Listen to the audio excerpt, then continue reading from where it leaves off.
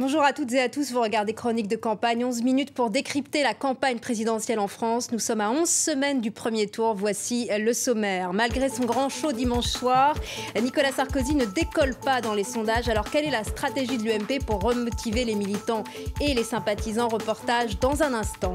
Marine Le Pen publie un livre cette semaine. Nous verrons de quoi la candidate du Front National a souhaité nous parler. Enfin, portrait de campagne, rencontre avec une chercheuse enseignante qui évoquera la parité homme-femme et la précarité de l'emploi. Dans les rangs de la majorité, il a soufflé comme un petit vent de doute, voire de panique. Séance de remotivation et méthode Coué, mardi dernier, à l'Élysée. Je suis sûre de gagner parce que je suis le meilleur. Et pour ceux qui en doutent, il suffit de répéter chaque matin en se rasant devant la glace. François Hollande va perdre. Reportage de Lise Barcellini, Luc Brown et Florence Maurice. À l'UMP, c'est l'heure de l'union sacrée.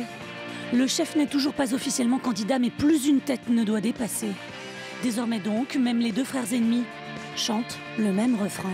Tendons notre courage et nous réussirons. Oui, c'est le courage qui donne la force d'agir. Du courage, c'est qu'il en faudra beaucoup au peuple de droite. Avec la TVA sociale, le président joue à qui tout double.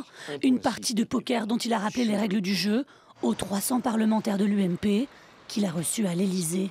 Son message, c'était grosso modo, tout le monde en ordre de marche maintenant. Pas de concours l'épine sur les initiatives des parlementaires. Surtout, le président veut voir les ministres mouiller la chemise. Matin, midi et même soir. Ce jour-là, c'est Benoît Apparu qui s'y colle. Le secrétaire d'État au logement est venu faire de la pédagogie. Le même produit, la même galerie, fabriquée en France, 35 € de coût de production. La même galerie, fabriquée par la même boîte en Allemagne, 30 € de prix de production. Dans l'assistance, des jeunes actifs de l'UMP, très assidus. Je prends des notes. Pourquoi ? C'est important parce que quand on traque, ça permet de bien répondre aux attentes des personnes. Bonsoir. Travaux pratiques avec ces militants du 12e arrondissement de Paris. Merci. Bonsoir monsieur, un peu de lecture pour se réchauffer. Ce soir-là, il fait froid, très froid, et difficile de réchauffer le cœur des électeurs de droite. Mais je ne suis pas d'accord avec vous. Moi, je vous dis que c'est cuit. En étant de droite, je sais que c'est cuit. Et à la limite, ça ne me gênera pas. Parce qu'il est mauvais. Il a été...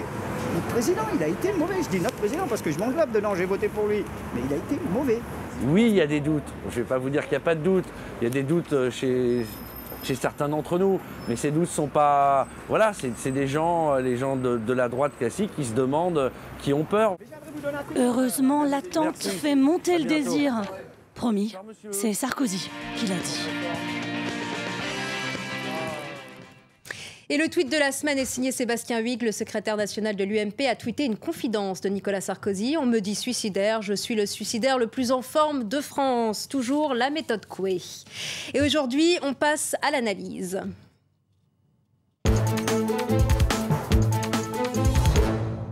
Bonjour Lise Barcellini. Bonjour Judith. On va parler de Marine Le Pen, la candidate du Front National qui a ressorti son couplet cette semaine en indiquant qu'elle ne disposait que de 340 promesses de parrainage.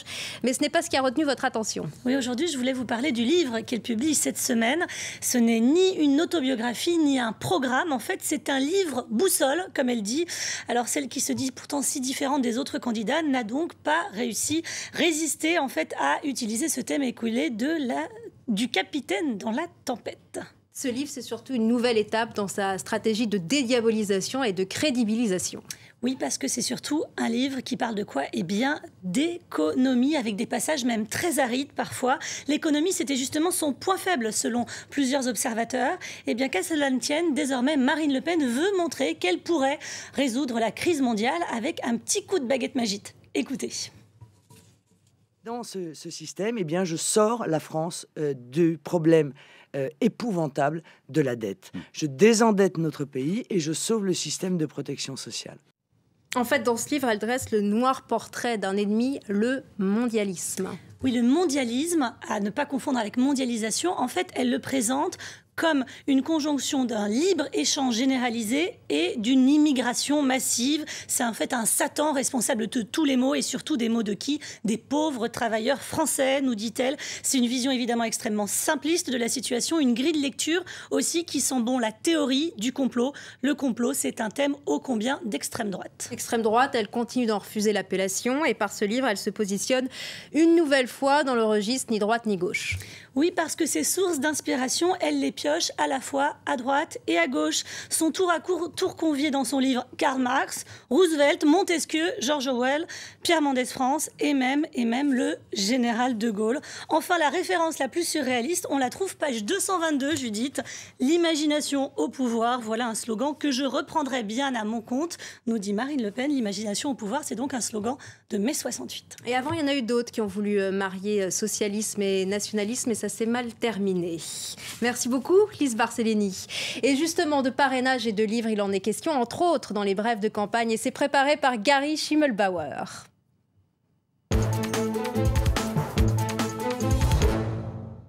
C'était au tour de François Bayrou de présenter son programme cette semaine. 20 propositions parmi lesquelles l'augmentation de la TVA, la suppression de certaines niches fiscales ou encore la création d'une nouvelle tranche d'imposition. Bref, l'obsession du patron du MoDem, c'est le retour à l'équilibre des comptes publics d'ici 3 ans. Ceux qui prétendent qu'on peut à nouveau dépenser, qu'il n'est pas besoin de faire des économies, cela, une nouvelle fois, mentent et trompent. François Hollande est dans ce jeu. Nicolas Sarkozy est dans ce jeu. Le clan de François Hollande parle de riposte tranquille pour contrer le centriste. On ne sait jamais pour le deuxième tour. Quant à l'UMP, on tend ouvertement la main. Il y a beaucoup de points communs avec notre famille politique. La campagne va peut-être aussi se jouer dans les librairies. Après Marine Le Pen, François Bayrou et bientôt François Hollande et Philippe Poutou, c'est au tour d'Eva Joly de publier un livre cette semaine. Il s'agit d'une autobiographie intitulée « Sans tricher ». Les Français ont le droit de savoir qui je suis, d'où je viens et ce que je crois. Fin de citation. Jean-Pierre Chevènement jette l'éponge. Le président d'honneur du mouvement républicain et citoyen n'a plus les moyens de continuer. Il continuera néanmoins, je cite, à faire entendre sa voix pour servir la République. François Hollande n'a pas manqué de saluer cette décision. Pas de gauche plurielle comme en 2002. Chevènement avait alors été accusé de faire perdre le Parti socialiste au profit du Front national. Dans la série des petits candidats dont on ne parle pas, cette semaine, il y a Jacques Cheminade. Il était déjà dans la course en 1995. Le candidat du parti Solidarité et Progrès a de quoi rendre Marine Le Pen, Christine Boutin et autres Hervé Morin fous de jalousie. Il vient d'obtenir les 500 promesses de parrainage nécessaires et il livre son secret. Le secret, c'est des jeunes militants qui sont allés sur le terrain, qui sont allés voir les maires. Et ils n'y sont pas allés, comme on va voir, des machines à signer. Ils sont allés pour établir un dialogue républicain avec des élus responsables sur le terrain. Et les autres n'ont pas été sur le terrain, ils n'ont pas mouillé la chemise. Ils n'ont pas fait le travail qu'ils devaient. Et chaque semaine jusqu'à la présidentielle, France 24 vous emmène sur les routes de France à la rencontre de ceux qui votent. Ce sont nos portraits de campagne. Aujourd'hui, direction Grenoble, où Isabelle est enseignante-chercheuse. Elle nous parle de la précarité de l'emploi dans ce secteur et nous dit aussi son souhait de voir la parité homme-femme mieux respectée. C'est un reportage de Nathalie Touret et Bertrand Saliou. Isabelle est enseignante-chercheuse à l'Institut national de la santé et de la recherche médicale. Depuis 11 ans qu'elle travaille sur l'épilepsie, les conditions ont évolué. Le financement de ses recherches dépend de plus en plus de la décision de commissions qui étudient ses projets. Ce qui inquiète Isabelle, c'est que ces changements précarisent les emplois dans son secteur. Avec ces financements, on a la possibilité de prendre des personnes, soit des post-docs, soit des ingénieurs, des techniciens. Et je dirais que le souci, c'est qu'on va les prendre le temps du financement. Et ces personnes vont nous apporter énormément, vont avoir aussi une valeur ajoutée à la recherche. Et si on n'a pas un financement qui continue, eh bien malheureusement, on est obligé de se séparer de ces personnes et de toutes les compétences qu'elles véhiculent aussi. Bonjour Anne-Marie. La recherche s'est féminisée et dans son institut, Isabelle bénéficie du même traitement que ses collègues masculins. Mais c'est loin d'être le cas dans toutes les entreprises françaises et elle aimerait que les autorités se mobilisent. En 2012 encore, il y a des rapports officiels qui sortent et qui rendent compte que les femmes ont toujours un traitement inférieur aux hommes à compétences égales. Donc pour remédier à cela, peut-être on pourrait obliger les entreprises à dévoiler les salaires des hommes et des femmes à compétences égales. Et s'ils ne respectent pas cette loi de la parité, eh bien, elle est sanctionnée encore plus durement. Isabelle s'est installée à Grenoble il y a 7 ans. Elle aime cette ville, située au carrefour de l'Europe, proche de l'Italie, de l'Allemagne. Et à l'heure où l'on parle d'éclatement de la zone euro, voire de l'Union européenne, elle pense qu'il faut au contraire donner sa chance à l'Europe. On en est encore au stade où on doit faire des améliorations et arrêter prématurément serait vraiment, à mon avis, une erreur. Cette Union européenne permet des échanges à la fois économiques, sociaux, culturels. Le repli sur soi n'est pas une solution et on a tout à gagner à s'entraider mutuellement entre les différents pays de la communauté européenne.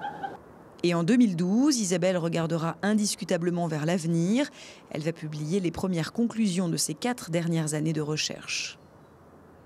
Et retrouvez le reportage portrait de campagne de Nathalie Tourès sur Facebook ainsi que l'émission chronique de campagne. L'image de la semaine, on n'a pas résisté à l'envie de vous remontrer cette image de François Hollande enfariné. Son service de sécurité a été renforcé dès le lendemain. Voilà Flamby transformé en pain de campagne. Rendez-vous la semaine prochaine pour un nouveau feuilleton de la campagne présidentielle. Merci à vous tous.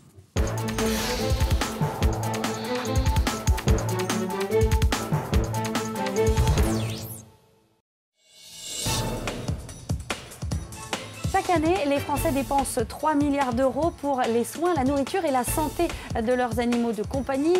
Eux aussi bénéficient des progrès de la médecine. Leur espérance de vie s'allonge. On en parle cette semaine dans votre émission Santé. Ne manquez pas Santé, dimanche à 11h45 heure de Paris sur France 24.